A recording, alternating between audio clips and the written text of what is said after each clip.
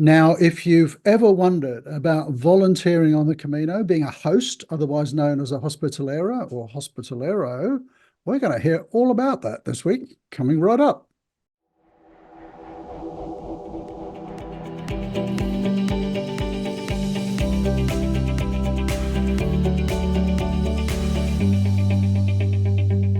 So I have to confess, I'm thinking about trying volunteering myself, but we're going to be talking to Barbara this week. Hey, Barbara, welcome. Welcome. Thank you. So, Barbara, you've walked a few Caminos, haven't you? And you've been a hospitalera a couple of times. Which Caminos have you walked? I've always walked the Camino Frances, except for 2019. I did the last 100 kilometers from Orense to Santiago of the Caminos Sanabres. Oh, nice, nice. And Very. the Franceses has to be my favorite. So how did you end up volunteering? What made you want to be a hospitalera? What happened was 2001, I walked the Camino. I was living in New York City at the time, and I was walking with my mom. I was supposed to return to New York September the 8th. I arrived in Santiago on the 3rd of September, not understanding that you had to walk the last 100 kilometers of the rite. And I had started in Roncesvalles. Walking to the pilgrim office, laid out my credential. They said, what did you do the last 100 kilometers? I said, I had to take the bus because of time. And I had read a novel that said you only need 100 kilometers. So I upon that. So then what happened is they said, well, we're sorry, you're not a pilgrim. And I decided, I was with my mom, I decided to change my flight plans because I thought I would probably never come back. Changed my flight plans, spent the night with my mom in Santiago because she had been there because she couldn't walk. So she was just sightseeing the whole time. And I took a train back to Saria the next day, and I walked back. And I arrived on the 9th of September 2001. Remember, I'm living in New York City. And on the 11th, no. Right, on the 11th of September, my mother and I were standing on the platform at the train station in Santiago on our way to Barcelona. Oh, wow. And when we got to La Coruña, the conductor overheard us talking, and he said, something bad happened in New York, go inside and you will be able to see what happened, because the train, you just make sure you're back in 20 minutes. We went inside, the cafe was very quiet, no one was talking, and there was a British woman standing next to the TV crying, and she kept saying, they're gone, they're gone. And my mom and I looked at the TV and we saw the towers, but they were still standing. And then we saw the implosion because it had been, that day they kept seeing it. So we saw the explosion, and I turned to my mother and I said, you realize I take the train that goes under the World Trade Towers on my way to work in the morning. And sometimes I would train, go into the towers, grab a slice of cheesecake at the restaurant there, and then walk to work. And it's because of the Camino and that mistake with the last 100 kilometers. So my hair is standing up. Yeah, I felt a real obligation to the Camino to come back here and volunteer, to walk again and volunteer, because you never know what could have happened. I could have been just fine, and maybe I wouldn't have. Anything could have happened, but I was not in New York City that day. Instead, because of mistake, I was in Spain. So that's why I said, well, I'm going to come here. What a reason to volunteer. Wow. So you ended up volunteering in an albergue. So which one did you try first? I was assigned by Jose Ignacio. He used to run he would assign the volunteers at the albergues, Jose Ignacio. So 2002, he assigned me to the one in Ponferrada, the Parroquio, St. Oh. Nicholas. Yes. And So how I was, was it? How was the experience? oh my gosh. It was crazy. It was wonderful. It was like, it's almost as if you're running an inn with a complete stranger for strangers who come every day. And you got to make sure the water's hot. You got to make sure the water's running, the electricity's on, everything's in place. Pilgrims will come and tell you, they will confide problems.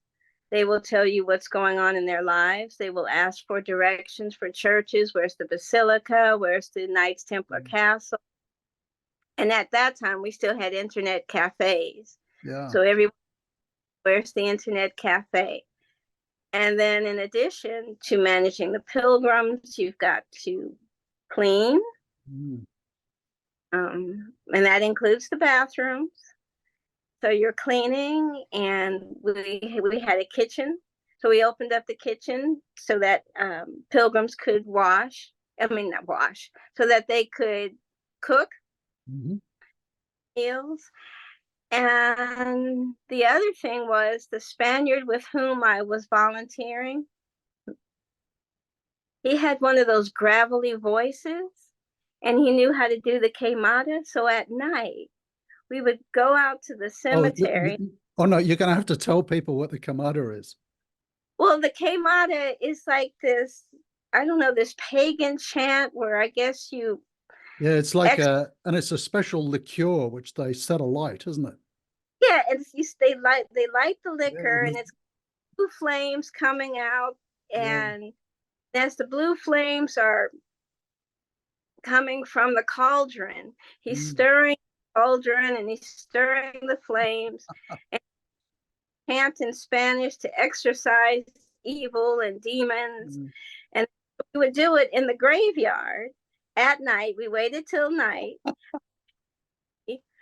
And we would give all of the pilgrims a glass. And at the end, we would give everyone a taste of because it's a liqueur, it's a liquor, and everyone gets a little taste. But it was just this magical time because you've got the black inky sky and this cauldron with blue flames arising from it. This is like Halloween on steroids.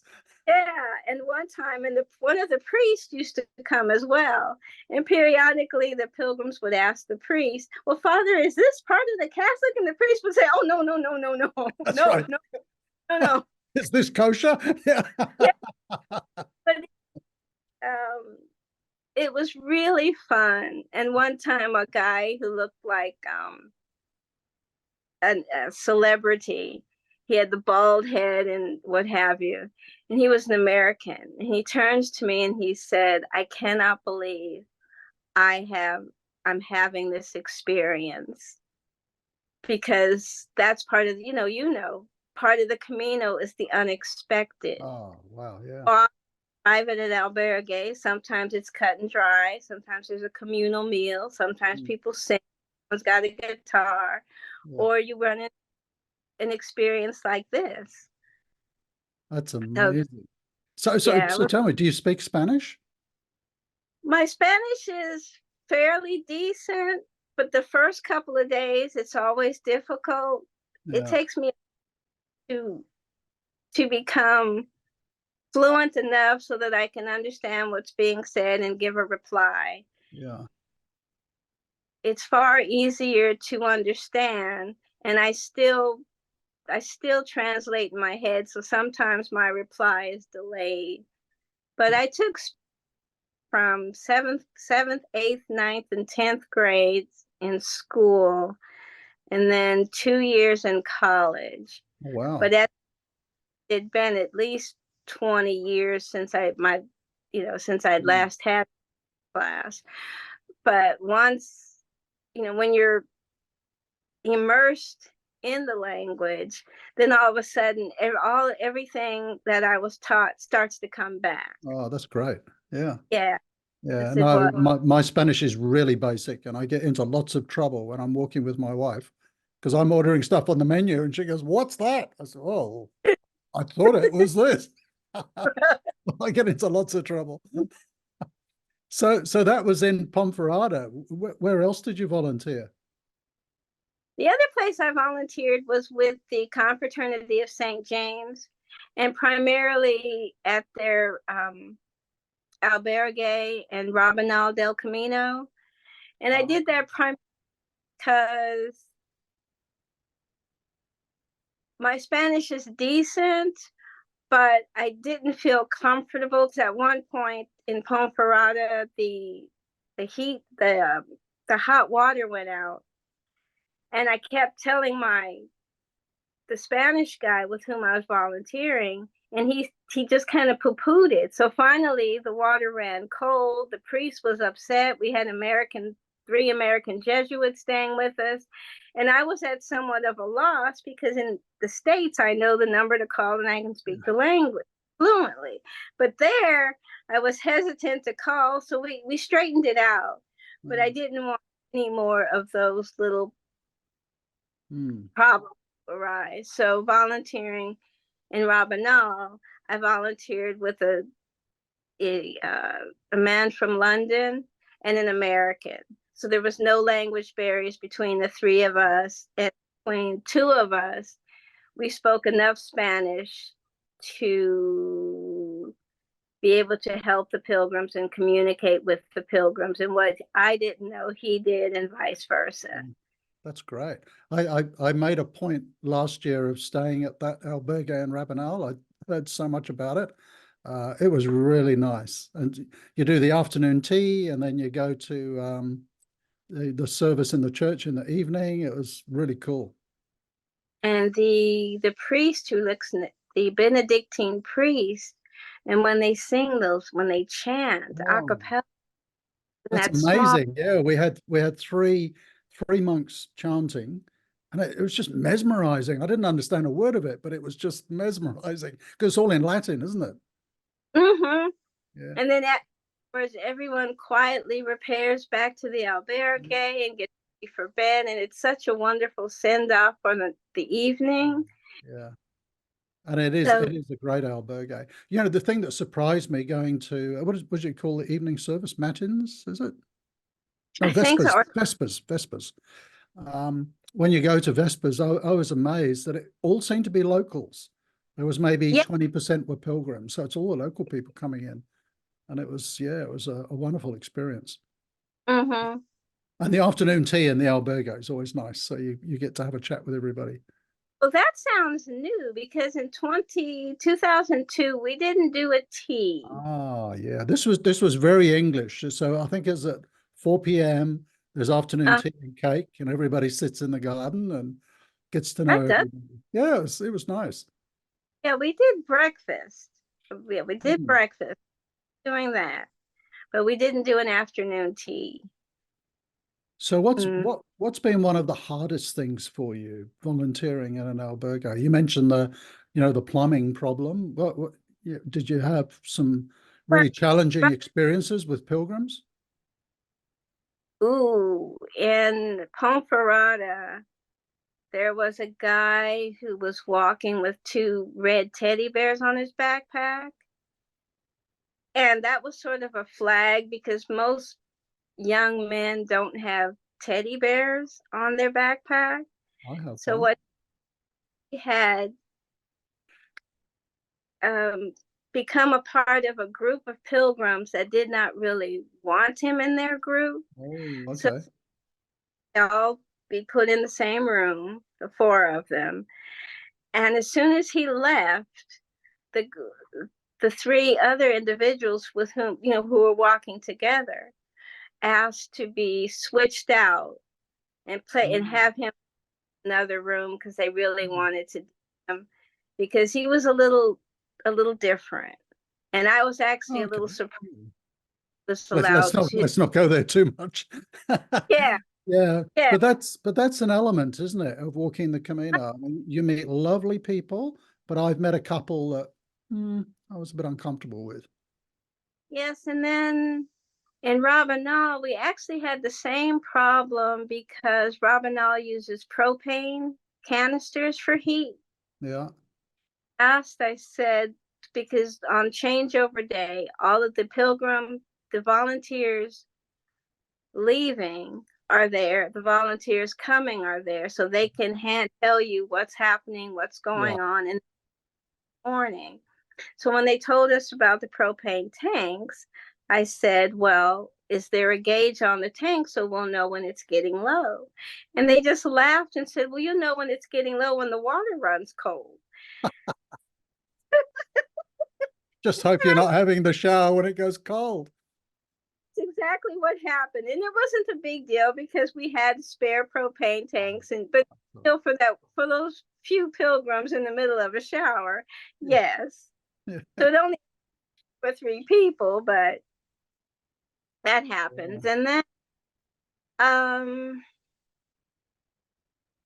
I think, it seems as if most of the people who walk the Camino are truly looking for peace and calm to a great extent.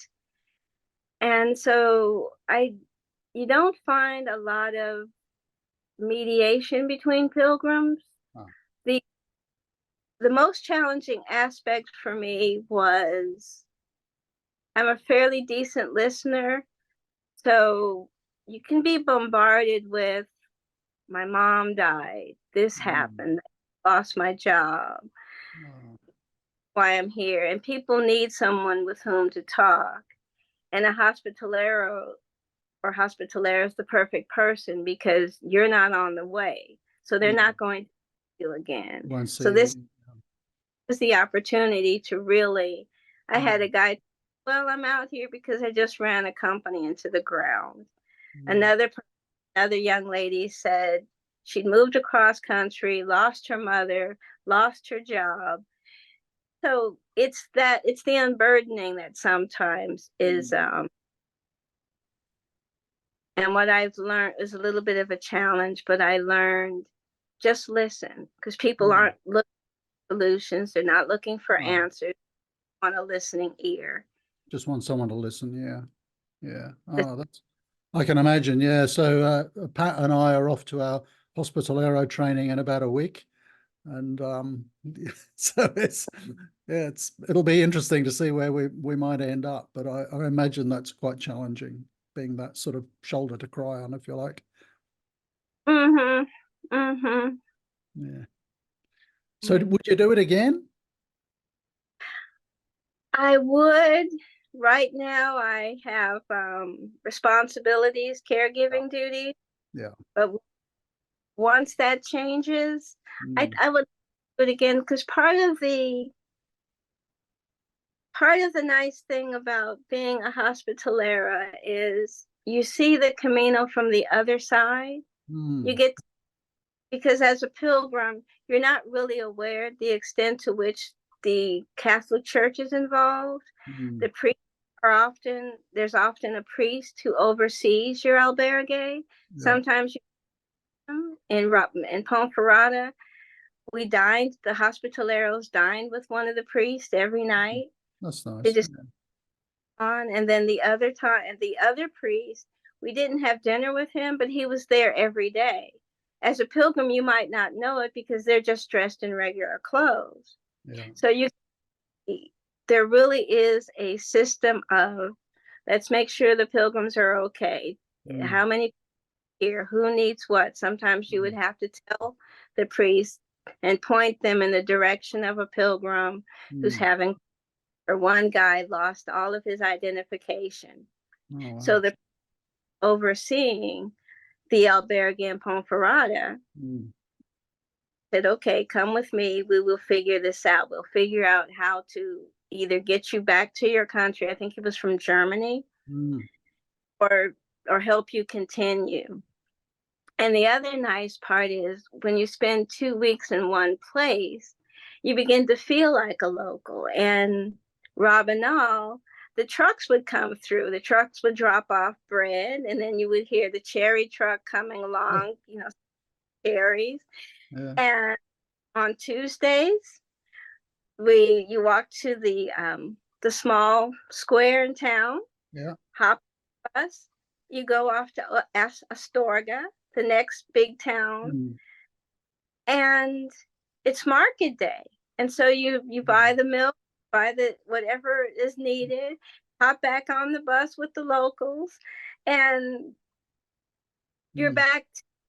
So I for 2 weeks I felt like a Spaniard. I felt like, oh my goodness, I'm That's part great. of humanity. Yeah, so that's the thing that's kind of attracting us, but yeah, we'll see. Maybe we won't be very good at it. But it's oh look, it's wonderful to finally meet you, Barbara, because we kind of, if people are wondering how we met, we connected on Evar's Camino forum, which is a wonderful place for people to connect. And I was reading some of your stories on there, and so, oh, we really got to have a talk about this stuff. So thank you so much for sharing that. If someone's walked a Camino, and a lot of people think this, they'll finish their first Camino and think, I want to go back and volunteer. I think it's quite a natural thing. What would you say to them? I would say do it. They can reach out to their local pilgrim association, and that association will direct them. They will either provide the hospitalero training and then help them figure out where they will be assigned. Because even if you just do it once, Mm. just to have and to really, because like I said, you get a full spectrum of how the Camino runs. I'm sure there's a lot more to see Mm.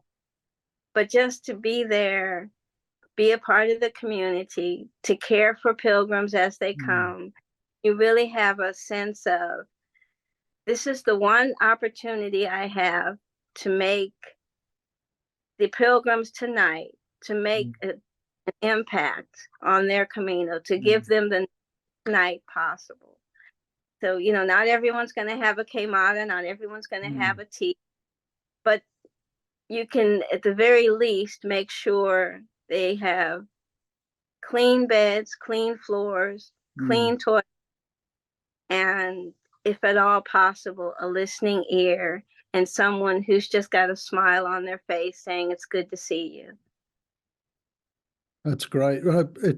It's been an absolute pleasure talking to you, Barbara, and hearing about your exploits. And I hope one day you're able to get back out on the Camino and maybe do some more volunteering. And I think you've probably encouraged some more people to have a go, which is great.